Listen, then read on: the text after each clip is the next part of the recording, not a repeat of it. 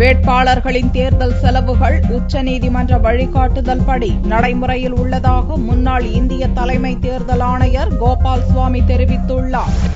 ஓட்டளிப்பின் முக்கியத்துவத்தை உணர்த்தும் வகையில் சென்னை மெரினா கடற்கரையில் நடக்கும் புகைப்பட கண்காட்சியை முன்னாள் இந்திய தலைமை தேர்தல் ஆணையர் கோபால் சுவாமி தொடங்கி வைத்தார். வரும் 6ஆம் தேதி வரை நடைபெறும் இக்கண்காட்சியில் வாக்கு இயந்திரத்தில் ஓட்டளிக்கும் முறை, வேட்பாளர்களுக்கு வாக்களிக்க விரும்பாதவர்கள் நோட்டா முறையை பயன்படுத்துவது, பார்வையற்றவர்கள் பிரெய்லி முறையில் ஓட்டளிக்கும் முறை குறித்து விளக்கப்படுகிறது. பின்னர் செய்தியாளர்களிடம் பேசிய கோபால் சுவாமி, வேட்பாளர்களை அறிமுகப்படுத்தி நடைபெறும் நிகழ்ச்சிக்கான செலவு வேட்பாளர்கள் செலவில் சேர்க்கப்படும் என்றும், கட்சிக் கொள்கையை மட்டும் பரப்பும் பிரச்சாரத்திற்கான செலவு கட்சி செலவில் சேர்க்கப்படும் என்றும் உச்சநீதிமன்ற வழிகாட்டுதல்படி தேர்தல் ஆணையம் நடைமுறைப்படுத்தி வருவதாகவும் தெரிவித்தார்.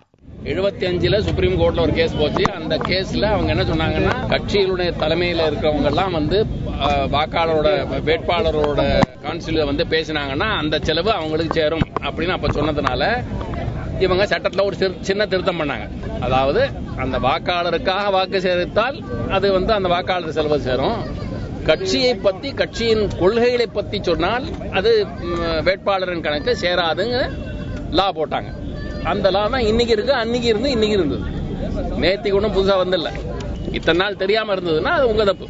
அது தேர்தல் ஆணையம் நேத்தில இருந்து கெடுபிடி பண்ணுதுன்னு அப்படிலாம் ஒண்ணும் பண்ணல. இதுதான் வழக்கம். இதுதான் 75ல அந்த சுப்ரீம் கோர்ட் தீர்மானத்துக்கு அப்புறம் இதுதான் லா. இப்பிரச்சனையில் தேர்தல் ஆணையத்தை எதிர்த்து வழக்கு தொடரப்போவதாக ஜெயலலிதா அறிவித்திருந்த நிலையில் கோபாலசுவாமியின் பதில் முக்கியத்துவம் பெற்றுள்ளது. இந்நிகழ்ச்சியில் சென்னை மாவட்ட ஆட்சியர் சுந்தரவல்லி, மாநகராட்சி ஆணையர் விக்ரம் கபூர் பொதுமக்களுடன் இணைந்து தேர்தல் விழிப்புணர்வு நாடகத்தை பார்த்தனர்.